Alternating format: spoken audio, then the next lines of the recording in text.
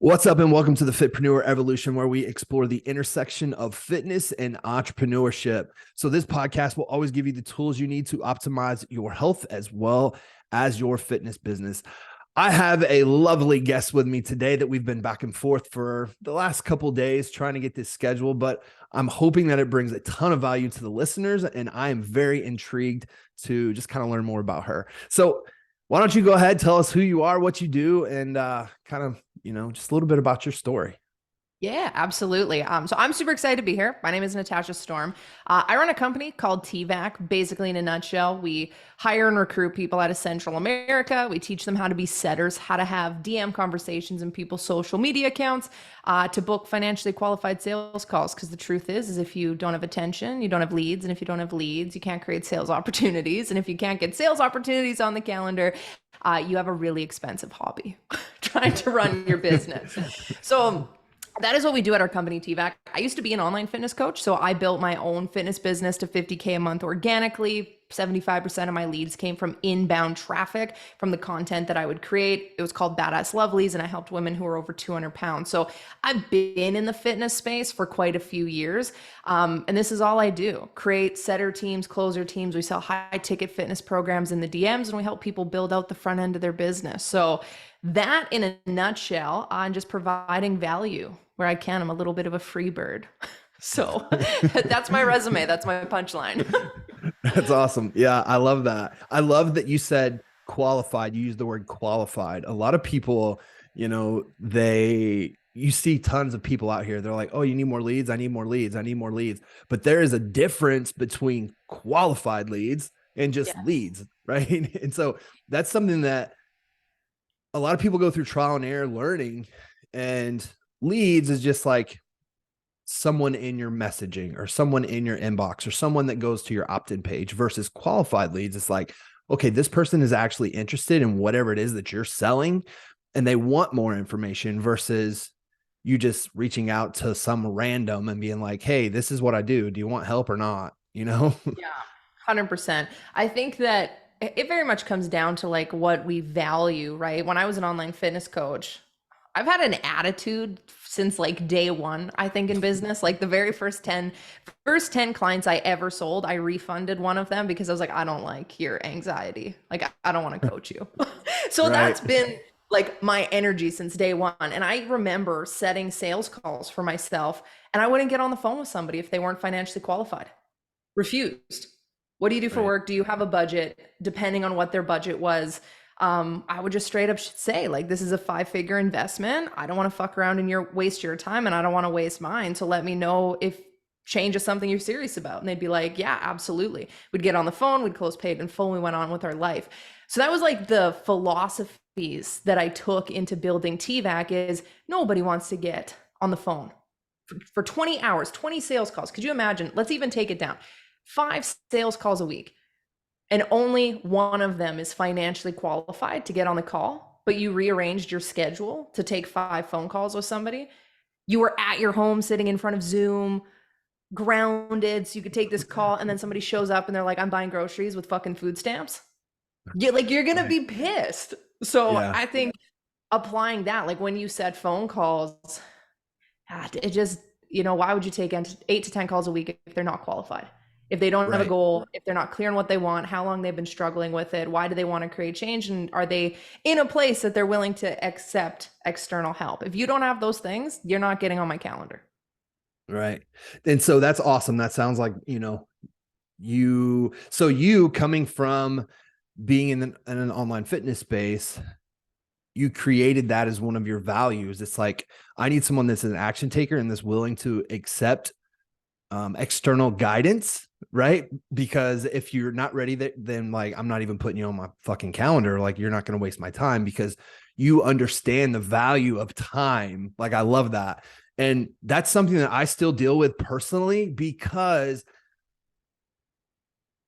a lot of times when you scale to a certain level, it's like, my time is more value. And I hate saying that, like, but that's just case in point. Like, my time now is more valuable than it was when I first started as like an online fitness trainer that had 0 clients.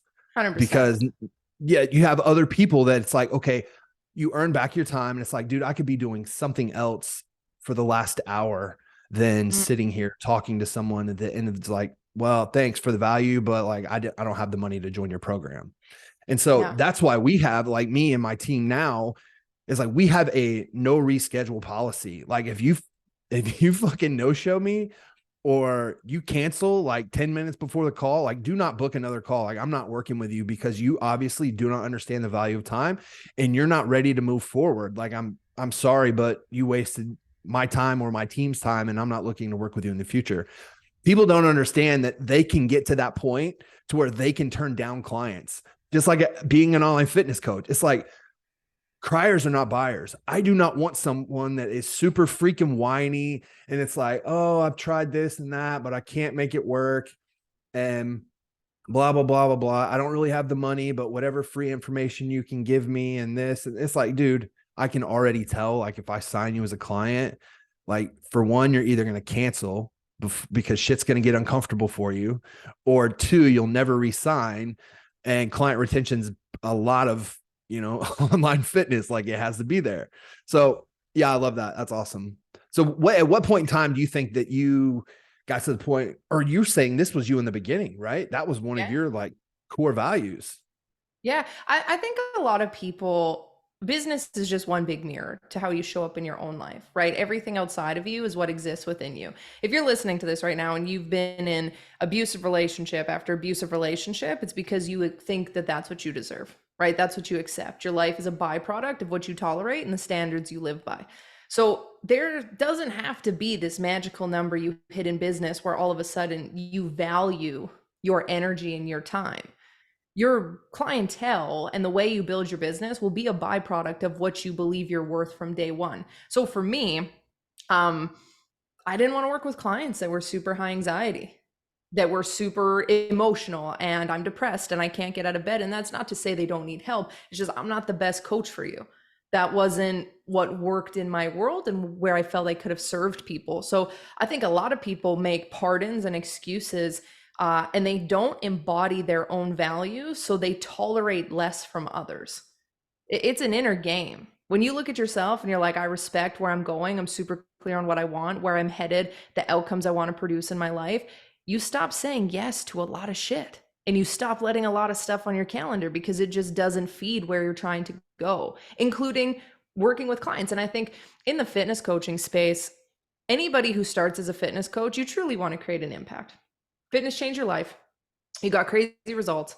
It changed your confidence, the relationship you had with yourself. Maybe you got clean off drugs, you left a relationship, like you got the body that you were looking for. Maybe someone died in your family. Like there was a big catalyst moment for you that got you into health and fitness. So you're like, well, fitness changed my life. What if I could change other people's lives while using health and fitness as the vehicle? You're coming from a place of servitude. You want to serve, you want to give value. You can lead a horse to water, you can't force it to drink. If there's only 30 seats on your roster, why the fuck are you filling 10 of them with people who don't give a shit about creating change? Because that actually negates the very thing that you started this business for in the first place, which is to be of service. But now you're wasting time and energy with 10 people who just like truly aren't ready for it.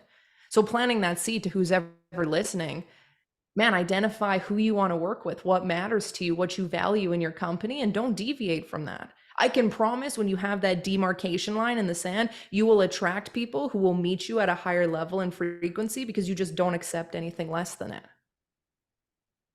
Yeah, man. Yeah, you're 100% right. And that's exactly the way that it plays out with fitness. People, everybody that I talk to, they wanted to start an online fitness journey, or they want to help others because they've either been through trauma, they started their own online fitness journey, they felt the joy that it brought them, so they want to share that. Everyone comes from a place of being able to serve others or wanting to serve others.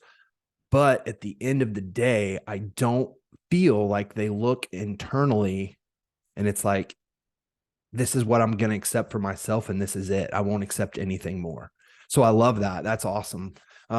Being able to understand that and relate and lean into it, there's so much value in that alone, because a lot of times we don't see it that way. if you're listening and you're dealing with stuff, or maybe you're an online fitness trainer now and you're one of those people that just accept any client that walks in, in front of you because you feel like, notice the word feel, it's an emotional thing. It's not a logical standpoint that you have to be able to serve every client that walks into your door, walks in front of you, because your income isn't high enough, or because you are trying to grasp straws and take any client that walks into your program. You don't have to. You're worth more.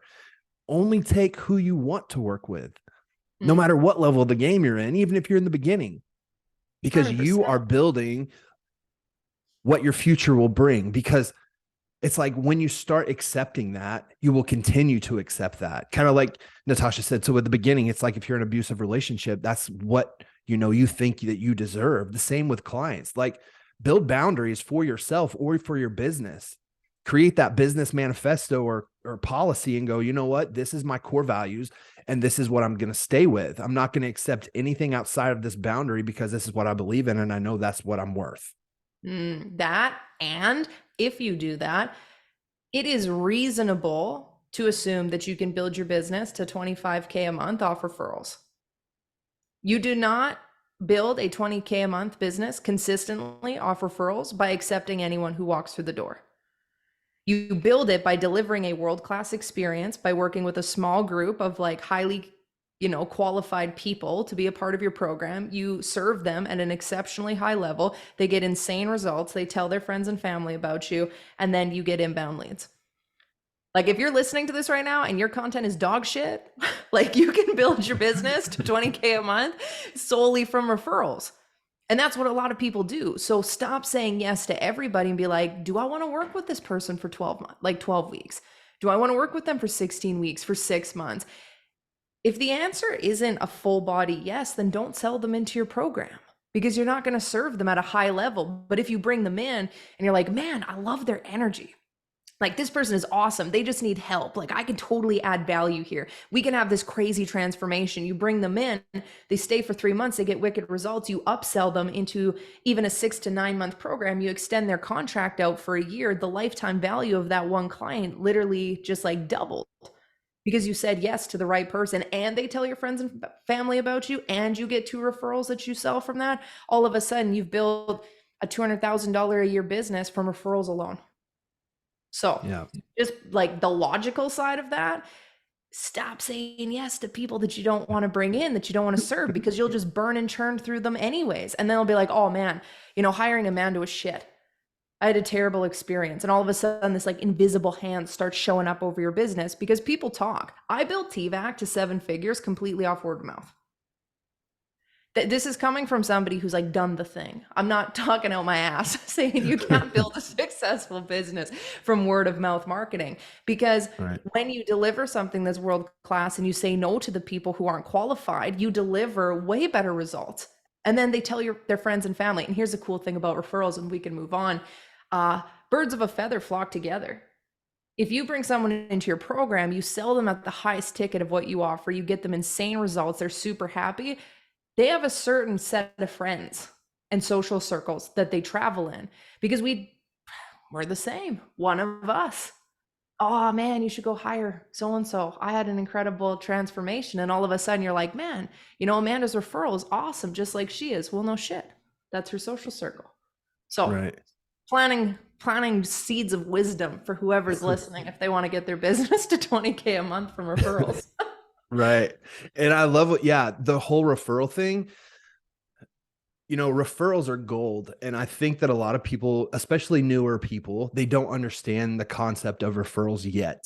But with referrals, everything is more linear, right? So you can look at everything and go, okay, break it down on metrics. I know that it costs me X amount of dollars to get a client inside of my program.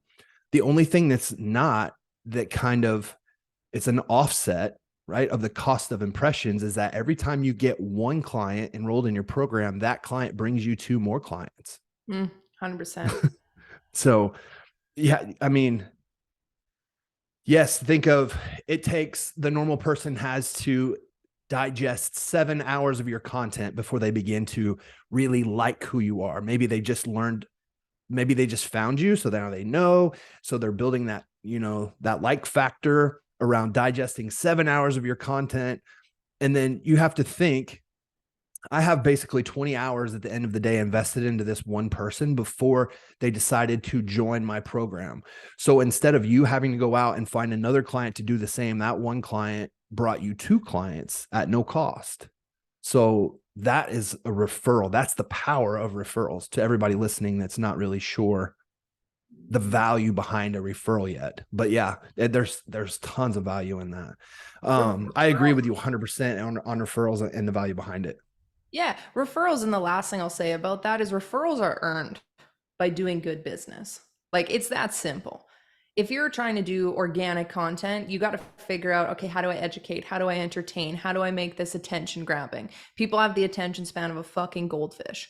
Like, it's terrible. It's so much work to get organic to pop off, right? And it's so much work to get ads to pop off, because you have to spend so much money in order to like test things, get good leads. Referrals, here's how you get referrals. You deliver on the promises you made people on the sales call. It's that fucking simple. So you deliver a world-class experience for somebody, they get incredible results, they get this insane body transformation, they tell 2 people, those people tell 2 people. Like I said, getting to 20K a month consistently from referrals is a no-brainer. Here's what else happens. You get all these referrals that come in, you get their side-by-side transformations, you get better at telling stories on social media and walking people through case studies of what you've done with all these clients, and all of a sudden your credibility goes through the roof.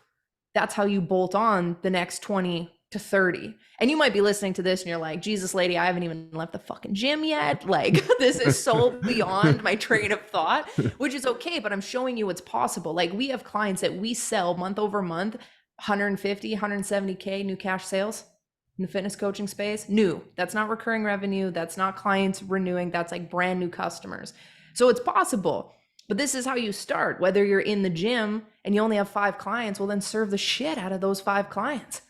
Be so good that they want to tell everybody about you. So that's my seeds, my seeds to plant for wherever you are in your business. You can always bolt on referral revenue. Yeah. Yeah. Referrals are huge. I love that. So when it comes to content, you're big on content. I see some of your content. Your content's really good. You help people with content. It sounds like the power of content in today's world. So when I first started Elite Academy, when I first started helping other online fitness trainers, content wasn't a huge thing then. Like the length of content was like, your copy had to be really good, your long form content, right? It was like Facebook posts, Instagram was like not really even necessarily carousel posts yet. It was like a photo of you, and you had to have some type of social proof with like long form. So now though, going into like last year, this year, especially, like short form content's where it's at. So would you agree or disagree that in the beginning it's quantity over quality, or would you suggest quality first whenever you're kind of learning the ins and outs of content creation? Yeah. That's a mixed bag. So the perfectionist listening to this right now, you need to crank volume. Like, you are your own problem. The reason that you're not posting is because you're like, well, the quality isn't good enough. Well, guess what? It's not going to be. Your first 100 reels, dog shit. Maybe by 110, you might get a little bit better. You get 200 to 300 videos in, you're going to move a little bit different in the way that you speak on camera. So I think that the very first thing you have to do is volume, is quantity. But I think what fucks people up is that they don't track their metrics. They don't understand what's working. So to me, we run a program called Content That Converts. What do I consider to be converting content? Did it generate conversations that led to sales opportunities? Did it generate inbound leads? So either somebody was like, hey, can you tell me more about what you offer? Or they filled out an application form for your program, or they responded to a CTA. That is my definition of converting content. Or they went and found your free resources, joined your email list, they did an opt-in of some sorts, went to your free community, whatever. So in order to get that, you have to pay attention to the content you're putting out. I could go post a photo of me right now falling down in the middle of the street and almost getting hit by a car, and I would get 20 million views instantly. Do you know how much money I'd make? Zero. Because it's not about the views, it's about the people who are watching the thing. And if you can move them into taking action. So volume first, but then track it. Hey, every time I do B-roll and I do like a voiceover step-by-step tutorial on how to do meal prep, people reach out to me and they are curious about my program. Sweet, do more of that in volume. Or every time I tell my personal story about my own fitness transformation, people reach out and tell me how inspired they are, and they inquire about my program. Cool, get better at telling that story. But if people don't post in volume first, you won't even know what works and what doesn't. So I think once you nail it, then you figure out what converts and what generates you application, sales opportunities, calls, whatever, and then you triple the fuck down on that. And you get way better at doing it. You test it. You learn multiple ways to tell the same story over and over again. You get really good quality with it, and then you crank quality again, or quantity again. Yeah. Basically, you have to track stuff, but it's not necessarily just looking at the analytics and be like, well, how many people viewed my shit? It's what came from that. Did I get anyone that joined my opt-in page? Did I get anyone that, noticed the CTA, so they shot me an inbound message or stuff like that? It's not just about the views. But what do you think about in regards to when you're posting content? Do you think that in the beginning you need to post content for a specific avatar to solve a specific problem? Or do you think that being more broad and it's like, hey, this is what I do. I'm not a generalist. I'm a specialist in this field of fitness. So do you make content just for that specific avatar that speaks just directly to them? Or is it more broad? Because nowadays I always hear the saying, which there's truth behind it. If you try and speak to many, you speak to no one, right? Or try and speak to everyone, you speak to no one. So you really have to narrow down what it is your offer is to a specific problem. When it comes to content, I see a lot of people that are kind of all over the place. Maybe, I get that you can narrow it down. It's like recipes are cool. Posting stuff that's shareable. Yeah, that works really well. It converts well. Form correction videos. Yes, some people love them, but are you getting any traction on them? What's your suggestions? So do you agree with if you try and speak to everyone, you speak to no one? Or when it comes to content, do you make it for a specific person? What's your take on that? Yeah, I think it's a mixed bag of both. So I think that number one, I'll use one of our clients as example. Her name is Diana. She came to me and she worked with women to help them lose 20 pounds through flexible dieting. Okay, cool. So does everyone and their fucking dog on Instagram and TikTok these days, right? She's Latina. She's from Honduras. And the majority of her clients are from Latin America who live in the United States, but are Latin background. So she came to Content That Converts and I was like, man, we should niche down into the Latin community because nobody can serve them the way that you can. And if you position this towards like women who came to Canada and like migrated here and are immigrants who are like working women, nurses, doctors, like that profession, and you teach them how to reach their weight loss goals with their Latin cuisine without having to give up their culture, I think you would pop. She's like, well, I don't know if I want to do that. Like, what if people from Latin America can't afford me? Blah, blah, blah. Cool. She went from 300 followers on Facebook to over 14,000 in 4 months, and inbound leads are fucking crazy. I never met a coach that teaches how to make these foods and still lose weight. Oh, ding, ding, ding. So yeah. I think it's very dependent, right? I think on the flip side of that too, when someone first starts out, what's your story? We have another guy in Content That Converts. He has a special needs kid.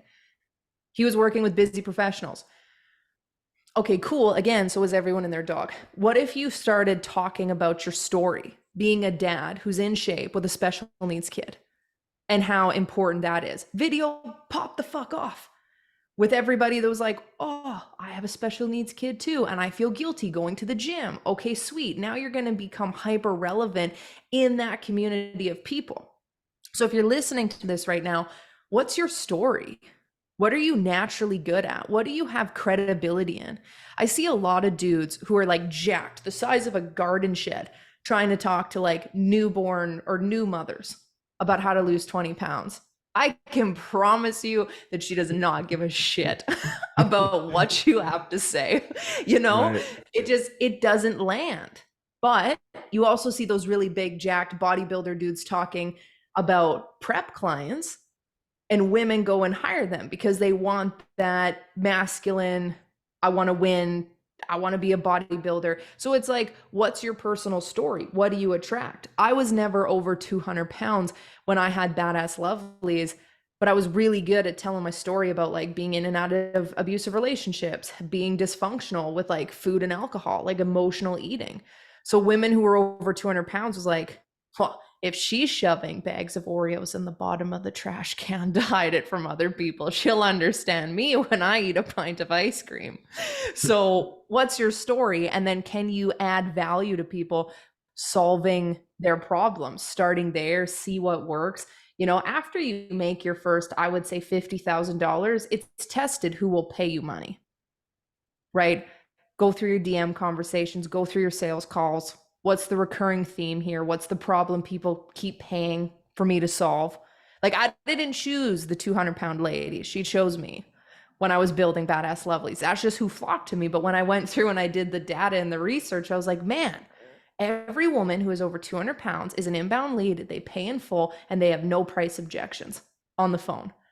What if Right. I niched down and spoke to women over 200 pounds? And my business coach was like, that is offensive as fuck, and you cannot do that. And I was like, I'm gonna do what I want. Made a post. If you're a woman who's over 200 pounds, here's 7 things you're fucking up in your weight loss journey. Post exploded. Women were like, it's like you were made for me. So that would be my suggestion. It's like, it's both and. Yeah. Yeah. I agree with that. And you can narrow down to a point, but in the beginning, it's like, see where you're at. Be vulnerable with people. What is your story? A lot of people, they try and play the comparison game and copy what other people are doing, which is okay. I'm not trying to say that you have to reinvent the wheel, but you have to have your secret sauce, your methodology. But the only thing that no one can copy is your story. What have you been through in your life? How can you relate to other people? And kind of like you were saying with your the client that you have in your program now, it's like that's what she could relate with. And look how well she's doing now, or look how it changed. And it's the same. Sometimes people try and over exaggerate changes. Everything that you change in your business, your personal life, whatever it may be, even your own fitness journey, it's just a 1-degree shift. Everything should be in a 1-degree shift. Right. And so then it's not daunting. It's not overwhelming. And again, I have a client inside my program when she was an attorney. She got out of being an attorney, but she was going through her own weight loss journey. She felt like she lived in the courtroom, all this other stuff. She wanted to help busy attorney women who lived in the courtroom all day lose 20 to 25 pounds. And that was her offer. I'm like, it's pretty broad. I don't think that's going to work. She wasn't building really any real traction. We dove into her offer, shifted a few words. And at the end of the day, it was like, she helps busy attorney women who live in the courtroom all day lose 20 to 25 pounds without giving up a glass of wine every other night or something like that was like her offer. And then started changing. They're like, what the hell? Like, I can lose weight and drink wine and I live in the courtroom all day. This lady is speaking directly to me, Yeah. and it's like, what can you relate with? I think that really, that draws out more of your client, because the more broad you are, it's like, yeah, I'm a wellness coach, or I'm a fitness coach, but it's like, no, you're a generalist. Like, you have to be a specialist. You need to be a specialist in your field. Anyone can go and find someone to help them lose weight, but no one can go out and find someone that's dealing with the exact same issues, that's been through it, that can coach you on how they overcame those problems and came out on the other side, because they've never been through that except for them and you. So I agree with that. That's awesome. But we're very cult like, whether people want to admit it or not. Like, we all People travel. follow people. Yeah, we travel in cults and packs, right? Yeah. It's so funny. I was talking about this with my friend the other day. In the entrepreneur space, like we all know who like Alex Hermosi is, right? Or like just these different names. In the entrepreneurial space, like you're a god. If I go to my mom and I'm like, I'm gonna go meet Alex Hermosi, she's like, who the fuck is Alex Hermosi? Just but that's not the cult, like the tribe that she travels in, right? So when Yeah. you niche down and you serve one specific group of people better than anybody else, over time, you get a brand halo effect. And what ends up happening is because you're so established in your niche and you're such a credible source and you have perceived authority in that space, people outside of that niche will start to want to come and work with you because they perceive you to be such an authority. Same thing happened with TVAC. We work with online fitness coaches. I can promise you we have clients that are outside of the fitness space, but we didn't create that until the brand halo effect of we serve this community so well and we're producing such good results. And other people are like, well, if it works for them, it could probably work for me. But you got to niche down first. I have another client too. He helps divorcees get a revenge bod. That's his thing. Homie does like Nice. 200K a month consistently, new cash in his online business. And he's been our client for 3 years. And he makes me laugh because he started as like divorcees getting a revenge bod. And over time, all these moms are like, well, I'm married, but I need to lose 20 to 30 pounds. And I was like, yeah, we can help you. But all the marketing was geared towards divorcees, revenge bods. And moms were like, well, what if I want a revenge bod and I'm still married? So really good at solving one problem. Other people started viewing him as a credible source of information. Leads exploded. Right. And it's not that you can't help other people outside of your niche. It's just that you are a specialist in that niche. So that is your target audience. But of course, other people, you can serve them as well if you choose to. At the end of the day, it's your business. You do what you want, but that's always an option. It doesn't mean, no, I can't work with anyone but this specific person, you know? Yeah, But yeah, that's 100%. awesome.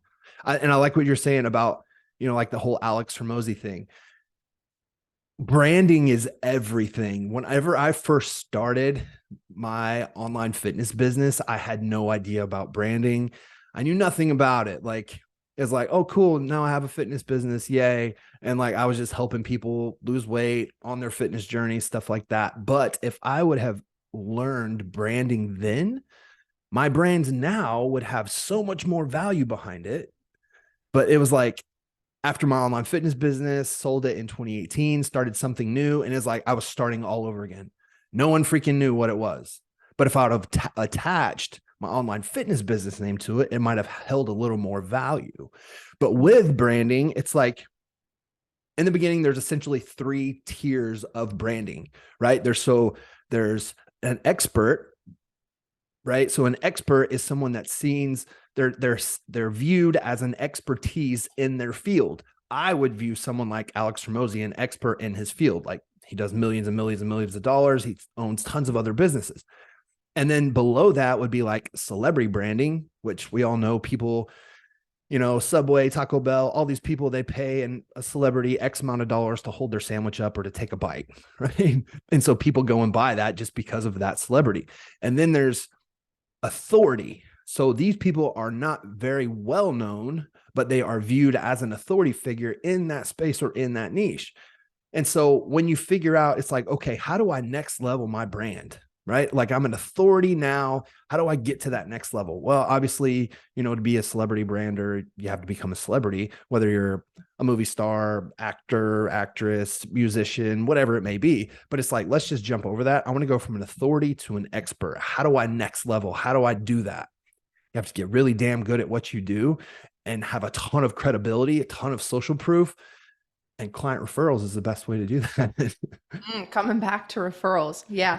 It's interesting because like brand, you have personal brand and then you have a company brand, right? Yep. I think too many people, and again, what game are you playing? If you're listening to this and you're like, I want to make 10K a month, I want to make 20K a month, I'm cool with that. I want a local business that I dominate, fucking awesome. If you want to build a machine that is scalable, you need to build a brand that is independent of yours, your personal brand.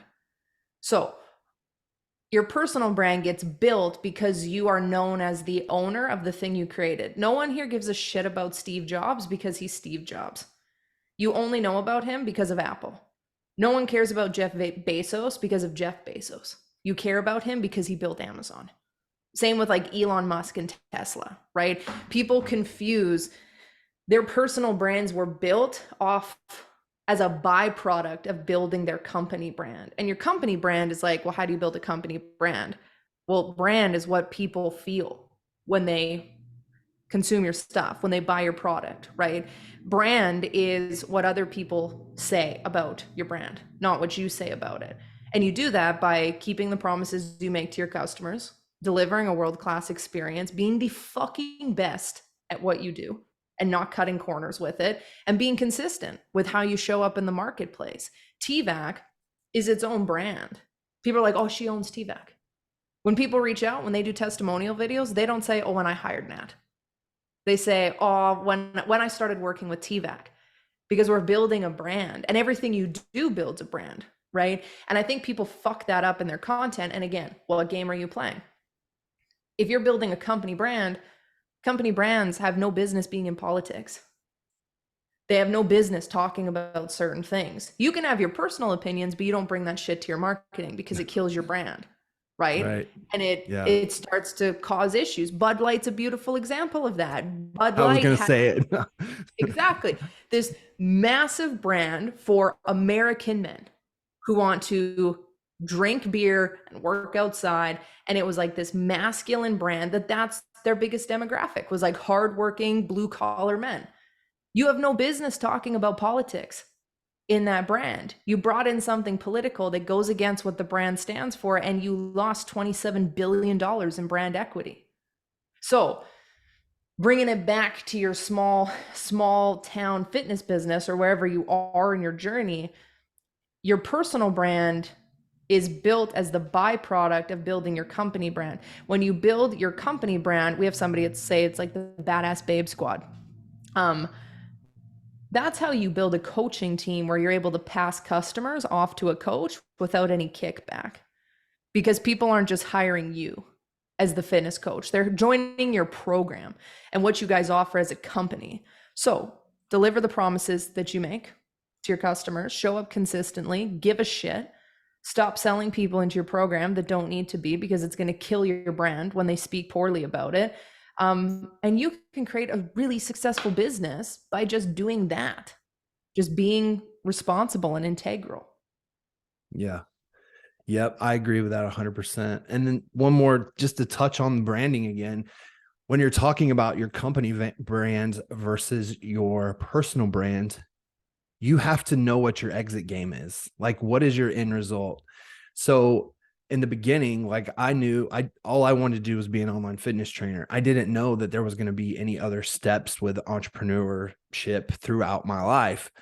And so if I would have known that, like I said, I would have started with my personal brand, because then anything after you build your personal brand you touch, it becomes branded by association. So that brand, and like you were saying, like, for example, Elon Musk, it's like, okay, cool. With Elon Musk, we know Elon Musk would be his personal brand versus Tesla would be his company brand. So Elon Musk went out and he launched a cologne. Like, I don't know Elon Musk for making any sense, but whatever. He launched a cologne, and that cologne sold out within like 4 hours of launching, and he made millions and millions of dollars, and it smelled like shit is what I heard. So I doubt he does it again, but because his personal brand held so much value, everyone wanted it. Why? Because it was branded by association through Tesla. So that's just kind of the branding aspect of things, to figure out what your exit game is going to be or what your end goal will be. And it's like, what brand do I need to establish first? My personal brand or my company brand? And then go from there. But yeah. Well, this has been awesome. Do you have anything else you want to share with me, with the audience that are listening, before we kind of navigate away from this combo? Yeah, start messy. Like, you listen to all of this, and you're gonna be like, fuck, where do I take this and go? Like, just grab whatever landed for you, discard what didn't, and just go take action. Like coming back to the niche and the content and all of that, like volume, go create, test your stuff, track your data, and just start messy. I think we get too paralyzed by this need to be perfect, and then we don't take any action at all. And that's the thing that keeps us stuck. Because even you listening to me today, if you got any value and you're like, wow, like I really fuck with what that chick says and she's super knowledgeable. I used to be super broke at one point and did not know what I was doing and had no clue and had to go through so many trials and tribulations to get to where I am today. And I still have such a big gap. So I think if you're listening to this, like just start messy and never stop being a student. That's the thing that moves you forward. And if you're listening to this and you're wanting to scale your business and you're past that like 15, 20K a month mark and you're looking to plug those holes, follow me. I put out so much free content. You could easily take your business to 20, 30K a month off what I put out for free. So I don't know if you'll plug it, but my Instagram is Natasha Storm _. I also have a podcast called Get Woke or Stay Broke, which is hilarious, but it will teach you a lot of ways to make money through your content and your social media. And that's it. I hope you got value from our conversation. Yeah, that's awesome. And so if you guys are driving or you're listening and you're not in a position to where you could write down her IG handle, I will plug it into the description of the footer on this for you. So you can click it and it'll take you right to her. So yeah, this was an awesome talk. I absolutely love it. You're super, super cool person. We vibe well. I enjoyed the conversation. Thank you for your time. And I guess, that's all I got for you guys, and we'll see you in the next one.